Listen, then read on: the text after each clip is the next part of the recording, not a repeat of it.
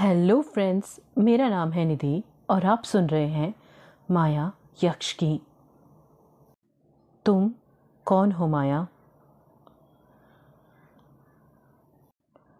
सूरज की पहली किरणों ने पेड़ों की पत्तियों को सोने सा चमका दिया था और माया नींद से उठ चुकी थी।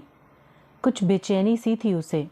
सपना था या हकीकत, वो कुछ समझ नहीं पा रही थी। उसका मन बेचैन था, इसलिए वो अपने बिस्तर से उठकर खड़ी हो गई और खिड़की से बाहर की ओर देखने लगी। आज मौसम बेहद लुभावना दिख रहा था। पक्षियों का चहचहाना और हल्की हल्की हवा ने माया के दिल को जैसे राहत सी दी और उसका मन हुआ कि वो अपने सामने दिख रहे उस बड़े से बगीचे में जाकर टहले। इसलिए माया अपने कमरे से निकलते हुए बाहर बगीचे की ओर चली गई। माया जैसे ही बगीचे में पहुंची तो बगीचे की सजावट और कई तरह के फूलों को देख उसके चेहरे पर एक मुस्कान सी तैर गई। माया को प्रकृति से बहुत प्यार था, और होता भी क्यों नहीं। आखिर इन पेड़ पौधों को ही तो वो अपना दोस्त समझती थी।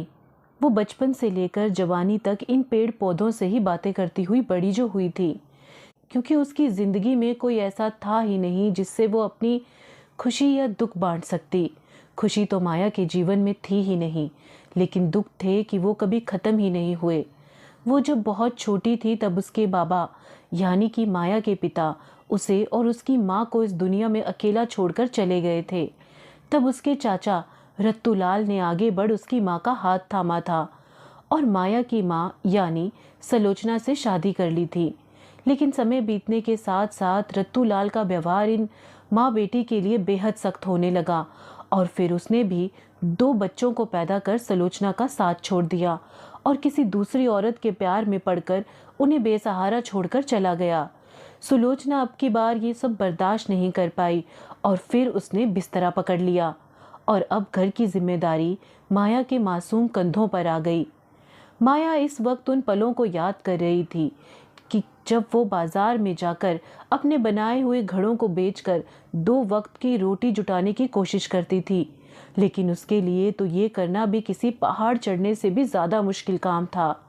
माया की आंखें आंसुओं से डबडबा उठी, लेकिन इससे पहले कि उसकी आंखों में आया सैलाब उसकी आंखों से बाहर निकलता कि उसने अपने पीछे किसी के होने का आभास हुआ, जिसे महसूस करते ही माया सतर्क हो गई और वो एकदम से पीछे की ओर पलटी। माया जैसे ही पीछे की ओर पलटी तो उसने देखा कि उसके सामने यक्ष खड़ा था, जिसे देख माया ने अपना चेहरा नीचे झुका लिया, क्योंकि वो इस वक्त यक्ष को अपनी आंखों में आए आंसुओं को नहीं दिखाना चाहती थी। लेकिन यक्ष कोई आम इंसान कहाँ था। वो इस वक्त माया के मन में हो रही हलचल को महसूस कर पा रहा था। वो इस वक्त बेहद शांत नजर आ रहा था। उसे एक नजर माया के झुके हुए सिर को देखा और उससे अपनी धीमी आवाज में बोला, तुम सुबह के इस पहर बगीचे में क्या कर रही हो? माया ने अपना सिर झुकाए हुए उसे जवाब देते हुए कहा, मुझे माफ कीजिएगा जनाब, वो मेरा ऐसे ही मन किया इस बगीचे में आने का तो मैं आ गई। अगर मुझसे कुछ गलती हो गई हो तो मुझे माफ कीजिएगा।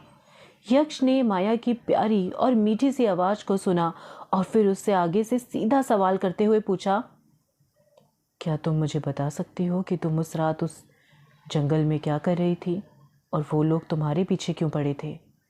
माया को इस वक्त यक्ष से ऐसे एक सवाल की कोई उम्मीद नहीं थी, इसलिए वो अपना सिर उठाकर यक्ष को देखने लगी। लेकिन यक्ष को शांत देख माया ने एक गहरी सांस ली, जैसे वो खुद को तैयार कर रही हो। यक्ष माया के चेहरे के भावों को पढ़ने की कोशिश कर रहा था। वो एक बार फिर से माया से बोला, तुम जंगल में थी उस रात, वहां जहां कोई नहीं जाता। क्यों गई थी वहां? तुम कौन हो माया? यक्ष की आवाज में सवाल कम दर्द ज्यादा था।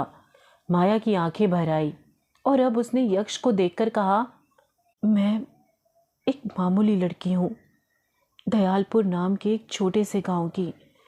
वहाँ मेरी अम्मा मतलब मेरी माँ और 2 छोटे भाई हैं। मेरी अम्मा बीमार रहती है। हम मिट्टी के बर्तन बनाकर गुजारा करते थे। एक दिन गांव के मुखिया ने कहा कि शहर में कारखाना खुला है, वहाँ काम मिलेगा, पैसा मिलेगा। मुझे लगा शायद अब घर संभल जाएगा, लेकिन माया की आवाज़ अब कांपने लगी थी और वो अपनी कपकपाती हुई आवाज़ में बोली, लेकिन वो झूठ था। उसने उसने मुझे बेच दिया। उन फिरंगियों को मैं गुलाम बना दी गई, एक जिंदा इंसान। इतना बोल माया फफक फफक कर रो पड़ी। यक्ष का चेहरा सख्त हो गया और उसकी मुट्ठियां कस गईं। उसने आगे से माया से कहा, किसने किया ये सब? माया धीरे से बोली, हमारे गांव का मुखिया छगनलाल। और वो कारखाने नहीं थे, वो नर्क था जहां लड़कियों को सिर्फ जिंदा रखा जाता था, इस्तेमाल करने के लिए। माया फूट पड़ी। यक्ष ने उसकी ओर कदम बढ़ाए पर फिर खुद को रोक लिया। उसकी आंखों में आग थी पर माया के आंसुओं ने उसे ठिठका दिया। यक्ष धीरे से बोला, अब तुम सुरक्षित हो। जब तक मैं हूं कोई तुम्हें छू भी नहीं सकता। माया ने उसकी ओर देखा और पहली बार उसे लगा कि ये अजनबी शायद उसका भाग्य नहीं, उसकी ढाल बन सकता है।